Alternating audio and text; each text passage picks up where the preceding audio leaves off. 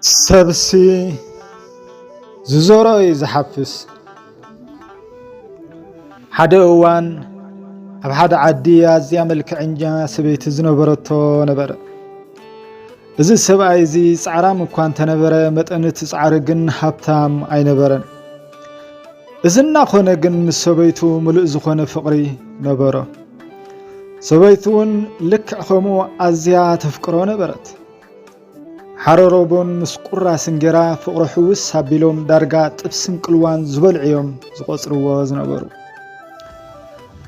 ሓደ እዋን ናብ ሕርሽኡ ምስ ወፈረ ሓደ ሃብታም ሰብኣይ በኣፍ ደገ ገዝኦም እንዳሓለፈ ነታ ምጭውቲ ሰበይቲ ረኣያ እሞ ብመልክዓ ተመሰጠ ፈተዋውን ናብኣ ብምልጋስ ድማ ሰላም በላ እዚ ክጽብቕቲ ክቕጭነ እንተኾነ ግን ምስ ዝኹሉ መልክዕኽስ ክዳን ኣግዲዕኪ ወርቂ መልክዕኺ በዚ ድሩዕ ተዝመስል ክዳን ዓቢጥኪ እምበር ዝምሳኺ ዝነብር ሰብኣይ ክስ የፍቅረኪ እስኺ ናተይ ሰበይትን የርክንተ ትኾኒ ሉል መምሰልኩኺ ኣነስ ብጣዕሚ ፈትየክ ኣለኹ ዘይከምዚ ዘለኸዮም ሳይ ኣዝዩ ክጥዕመኪ ኩሎም ባህ ዝብልኹ ነገራት ከዓ ክገብረልኪ ንሰብኣይ ክፍትሕዮ እሞ ኣነ ክምርዓወኪ በላ ወያ ጽብቕቲ ሰበይቲ ግን መጀመርያስ ኣይሰምዐቶን ሃብታም ሰብኣይ ግን ሰብኣያ መምስ ወፈረ ኩሉ ግዜ እንዳመጸ ደጋጊሙ ሰብኣያ ክትፈትሖ ከም ዘለዋ ንዑ ተመሪዓ ግን ናብራ ንግስቲ ከምብራ ምዃኑ ደጋጊሙ ከእምና ፈተነ ድሕሪ ብዙሕ ምምልላስ ናይ ሃብታም ሰብኣይ እዚ ሰብኣይ ሓቁ ክኸውን ይኽእል ስለምንታይ ክዳነይ ኣሪጉ ከሎ ክዳነይ ክገዛእለይ ዘይክእል ዘሎ ምናልባት ስለዘይፍቅረኒ ብምባል ደምደበት ሰብኣያ ምሸት ካብ ሕርሽኡ ምስኣተወኻ ክብር በዓል ቤተይ ንስኻ ንዓይ ኣይተፍቅረንን ኢኻ ረኣየ ክዳውንተይ ብጣዕሚ ኣሪጉ ንስኻ ክዳውንተይ ኣሪጉ እናረኣኻየ ስለምንታይ ክትከድነኒ ዘይደለኻ በለቶ ብምንፅርፃር ፍሽኽ ኢሉ ድማ ስሓቐ እስኺ እታ ዝበለጸት ፍጥረት ናይዛ ዓለም ኢኺ ንዓይ ብኽዳውንቲ ዘይኮነ ብባህሪ ዝደመቐ መልክዒ ዘለኪ ወለላናተይ ከምዚ ዘለኽዮ ወይዘሪት ዓለም ኢኺ ንዓይ በላ ክሓቕፋ እንዳቐረበ ምሽዶ ኣይተፍቅረንን ኢኻ ንስኻ ፍጹም ኣይተፍቅረንን ኢኻ ትሚለ ኣነ ምሳኻ ዝኽርትት ዘለኹ እምበር ስኻስ ንዓይ ንኽዳን ዝኸውን በቒካለይ ማለት ኣንጸርጸረት ጽብቕቲ ሰበይቲ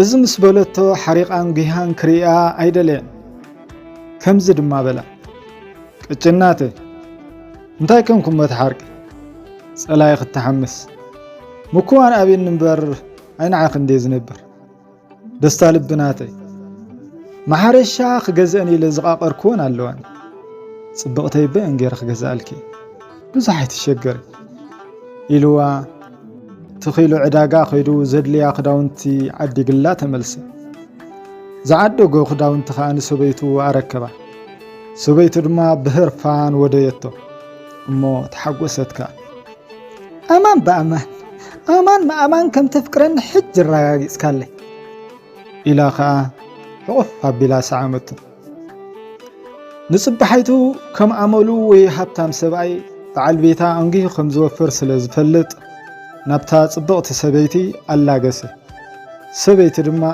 ኣዝዩ ምዕሩግ ክዳውንቲ ተኸዲና ጸንሓቶ ኢታ መጺኻ ዶ በራእየኒ ሰብኣይ ማዕረኽ እንደይ ከም ዘፍቅረንኻ ተመልከት ንስኻ ግን ርጉም ኢኻ ሓዳር ሰብ ክትፍንትንሲ አንጊኻ ትወፍር በጃኻ ኸመይ ትግበር ጌጋ እዩ በለቶ የእዳዋ እንዳነጸገት ሃብታም ሰብኣይ ግን ተስፋ ዝቆርጽ ኣይኮነን ስምሞ ጽብቕቲ ፍጥረት ኣዝዩ ክንዲ ክገርህ ኮንኪ ሰብኣይ ንሰበይቲ ክዳን ጥራይ ዲ ክገብረላ ዘለዎ ክሳብ ሎሚ ስነዚ ዘይትፈልጢ ሰብኣይ ንሰበይቱ ግድን ወርቂ ክገብረላ እዩ ዝግባእ ንዓኺ ግን ኣይትፈልጥ ናይሉ ይጻወተልኪ እዩ ዘሎ ካብ ጅብኦ መትሓዝ ወርቂ ጥፍሒ ኣውፂኻ እዚ ትርየ ዘለኺ ናይ ክሳድ ወርቂ ኣሰሊኒ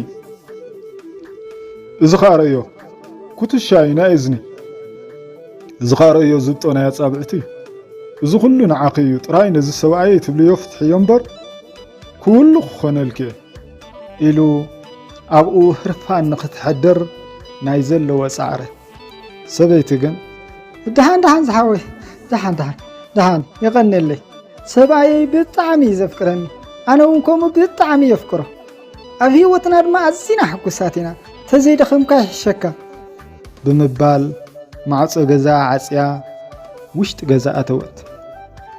ሃብታም ሰብኣይ ግን ተስፋ ብዘይምቑራጽ ንግሆ ሰብኣያ ምስ ወፈረ ንኸእምና ናይ ዘለዎ ጻዕረ ድሕሪ ብዙሕ ምምልላስ ግን ወያ ጽብቕቲ ሰበይቲ ልባ ተፈርሺኹ ክትኣምኖ ጀመረት።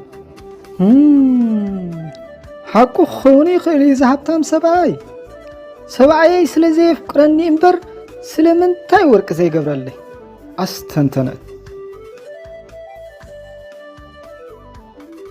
ኣብታ ምሸት እቲኣ ኸ ልባ ጓሃ መሊኡ ሓዉ ከይኣጐደት ድራር ከይሰርሐት ኣምሰት ምስክናይ በዓል ቤታ ምስ ባዴላን ኣፍራዛን ውዒሉ ሕላፍ ሰዓት ምሸት ኣተወ።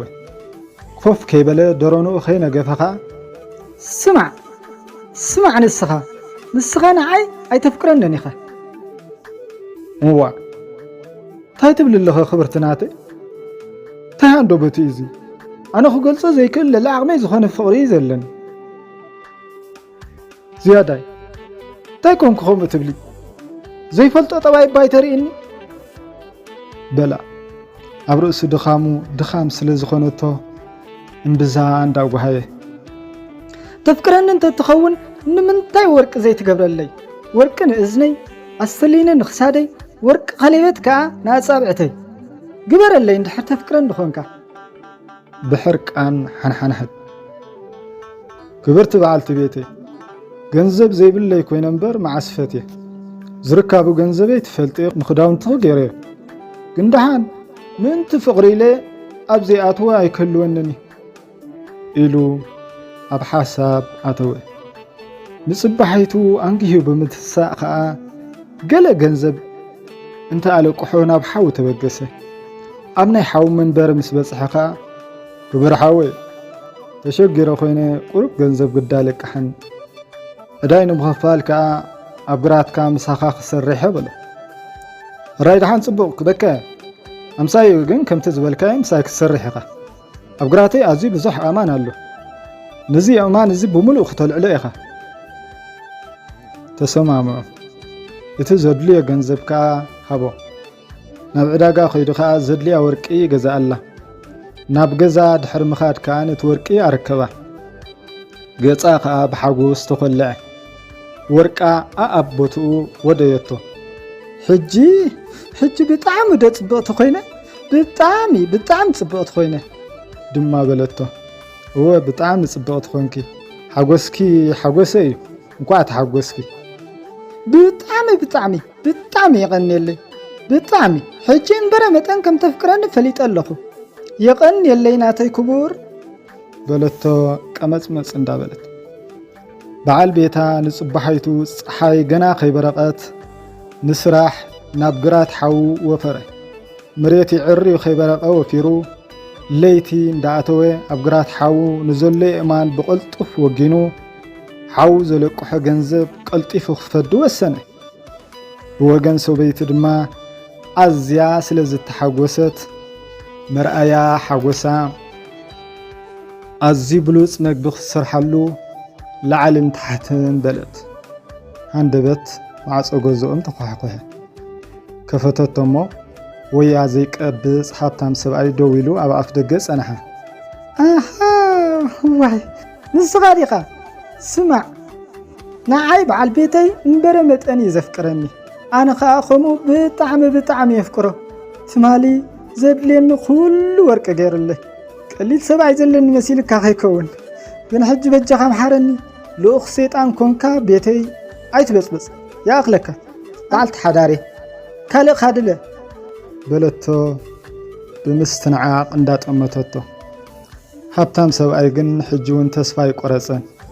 ግርምቲ ሓብተይ ምናልባት ሰብኣይኪ ክዳንን ወርቅን ክገብረልኪ ይኽእል ይኸውን ግን የፍቅረክ ማለት ኣይኮነን ዘፍቅረክን ተዳኣ ኮይኑ ተኣምር ከሪአክ ኣለዎ ሓቀኛ ፍቕሪ ተኣምር ክትገብር ይሕግዘካ እዩ ብርግፅ ሰብኣይክ ሓቀኛ ኣፍቃሪ ስለ ዘይኮነ ተኣምር ክገብረልኪ ኣይክእልን በላ ናይ ልቡ ዝዛረብ ዘሎ እንዳመሰለ ታኻ ትብል ዘለኻ ሰብኣየ ልክዓለኻ ተኣምር ክገብረለይ ኣይክእልኒ በለቶ ኣነ ግን ተኣምር ክገብረልኪ ይኽእል ምኽንያቱ ዘፍቀረ ተኣምር ክገብር ኣይጽገምን እዩ ክሳብ ሎምስ ነዚ ዘይትፈልጢ እሞ ንስኻስ ተኣምር ከተርእየኒ በለቶ ኣትኪላ እንዳረኣየቶ ብርግፅ እምበር በላ ብርእሰ ተኣማንነት ኣስዕብ ኣቢላ እስከርእየኒ እስከርእየኒ በለቶ ኖኖ መጀመርያ ሰብኣይ ክፈትሕኺ ንዓይ ክትምርዓውኒ ምዃንኪ ምብፅዓ ተውለይ ከርእየኪ በላ ሰበይቱ ከዓ ኣይትሕሰቦ ነዝስ ኣይትሕሰቦ ሰብኣየ ኣይፈትሕኒ ኣይፈትሕ በለቶ ሃብታም ሰብኣይ ግን ተስፋ ብዘይ ምቑራፅ እሰብሉ ዳ ጽባሕ ክምለስ እየ ኢልዋ ኸደ ምሸት ኮነሞ ሰብኣያ ካብ ስራሕ ኣዝዩ ደኺማ ኣተወ ሰበይቱ ድማ ማይ ኣውዕያ ኢዱን እግሩን ሓፀበቶ ኣዝዩ ምቅር ምግቢ ከዓ ቀረበትሉ ምግቢ በሊዖም ምስ ወድኡኻ ኣዝዩ ብዙሕ ሓሳባት ክትሓስብ ጀመረት ሰብኣየይ ኣዝዩ ብርኽ ሰብኣዩ ምእንታይ ኣብ ፀሓይን ቁርን ይውዕል ምእንታይ ይጠኒ ይጸንእ እዚ ሃብታም ሰብኣይ ሓሳዊ ሓደ ሰብ ስለ ዘፍቀረ ጥራይ ከመይ ኢሉ ተኣምር ክገብር ይከኣሎ ብዘይካ ፈጣሪኸ ተኣምር ክገብር ዝከኣሎ ኣሎ ድዩ ሓሰበት ሃብታም ሰብኣይ ግን ጽቢ ጽባሕ ብድሕሪ ሰብኣያ ክመላለስ ጀመረ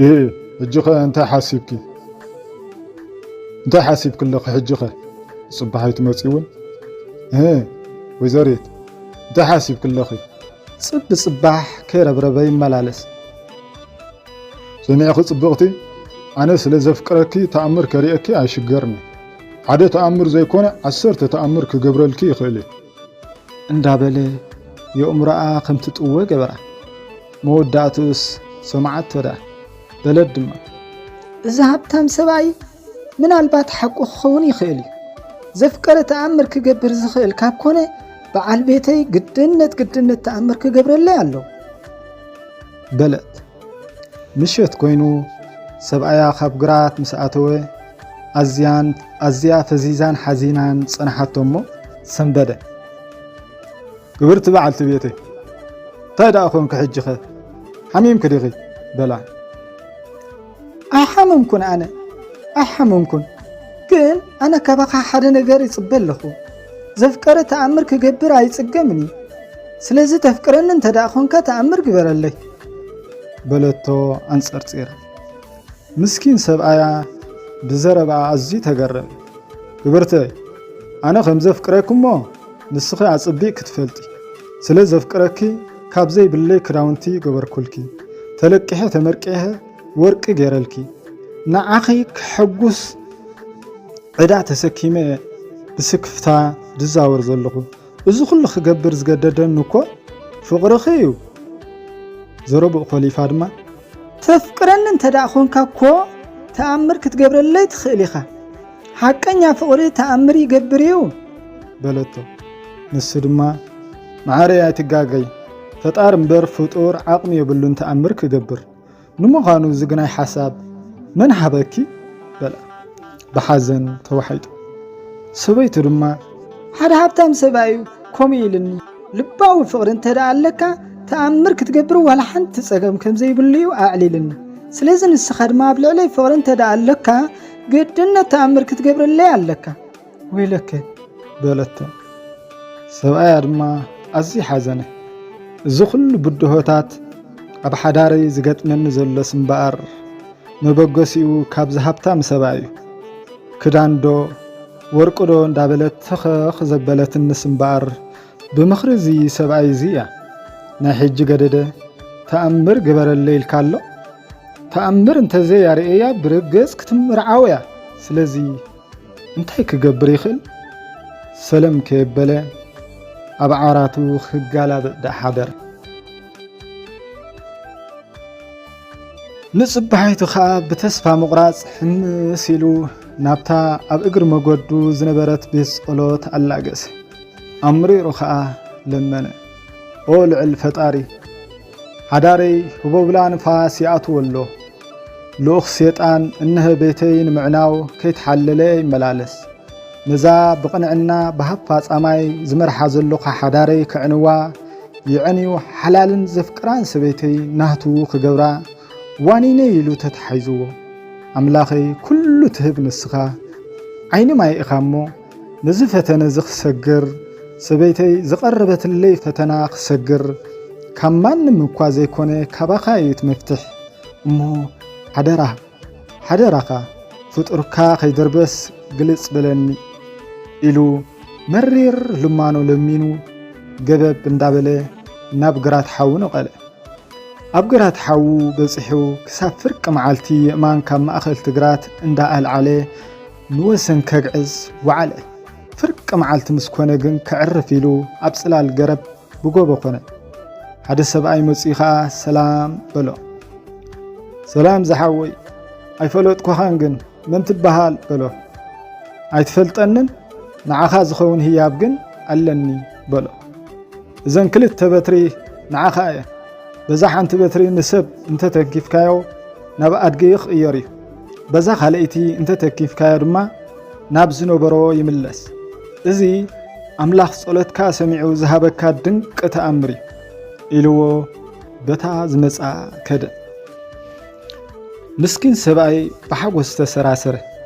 ንኣምላኹ እንዳኣመስገነ ክልተ ኣባትሩ ሒዙ ንገዛ ተመልሰ። ገዛ ምስ ኣተወ ድማ ንሰበይቱ ተድሃያ ሕጂ ድንቂ ዝኾነ ተኣምር እየ ክገብረልኪ። ድንቂ ዝኾነ ተኣምር ከተርእየኒ ሕራይ ገረም በለቶ።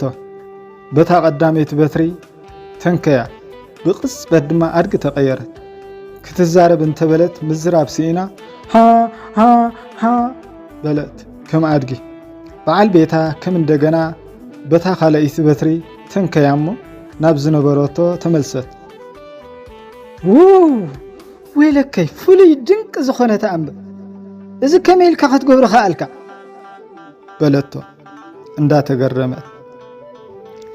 ብሓይሊ ኣምላኽ ዝያዳይ ኣምላኽ ንወዲ ሰብ ተወፂዑ ክነብር ኣይፈርድኒ ይበላ። ደጊም ጸላእየይ ኣብ ልዕለይ በትሩ ኣይከልዕልን እዩ። ሰበይቱ ድማ ጸላእኻ መንዲብ በለቶ።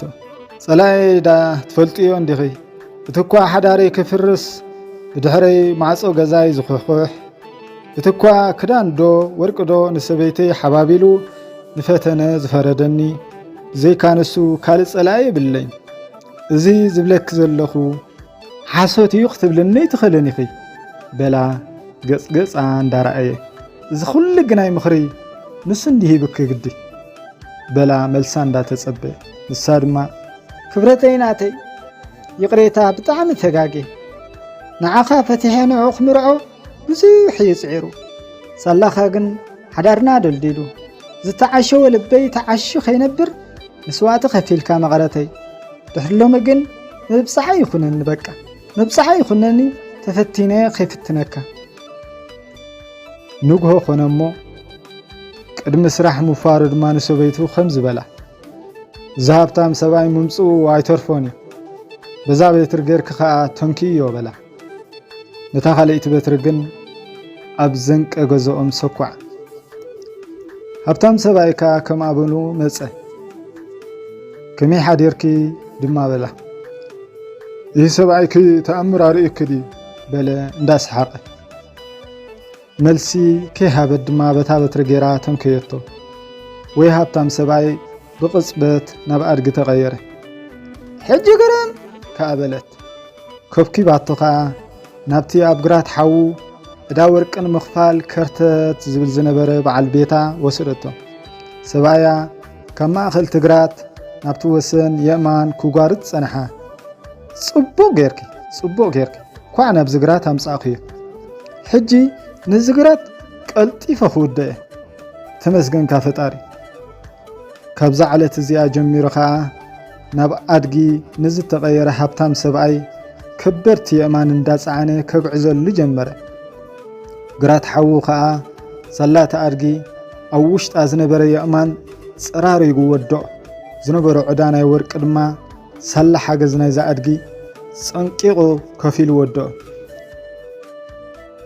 ብድሕሪ እዚ ከዓ ኣብ ገዛ እግራቱ ዝነበረ የእማን ነቲ ኣድጊ እንዳፀዓነ ኣፀራረዮ ድኹዒ ኣብ ክሻ መሊኡ ኣድጉ እንዳፀዓነ ጉራቱ ደኩዐ ጉራቱ ከዓ ጠገለ ዘይብሉ ፍረ ሓፈሰሉ ሰላተ ኣድጊ ንድኽነት ቻዊሉ ተፋነዋ ንዕዳጋ ብዘይ ስክፍታ ጽዒንዎ ይኸይድ ክምለስ ከሎ ድማ ዘድልዮ ስቤዛ ጽዒንዎ ይምለስ ንብዙሕ ዓመታት ከዓ ነቲ ኣድጊ ተገልገለሉ ሓደ መዓልቲ ግን እቲ ሰብኣይ ነቲ ኣድጊ ደንገጸሉ ዳ እቲ ኣድጊ ድኺሙን ኣሪጉን ነበረ ብድኻም ርእሱ ኣድኒኑ ተዓዘቦ ሕጅስ ያእኽሎ ኢሉ ከዓ ነታ በትሪ ካብ ዝባን ናሓሳ ኣውሪዱ ተንከዮ ወይ ኣድጊ ናብ ዝነበሮ ሰብ ተቐየረ ግና ዝነበሮ ሃብትን መልክዕን ጉብዝናን ምስኡ ኣይነበረን ኣዝዩ ኣረጊት ሰብኣይ ኮይኑ ተቐየረ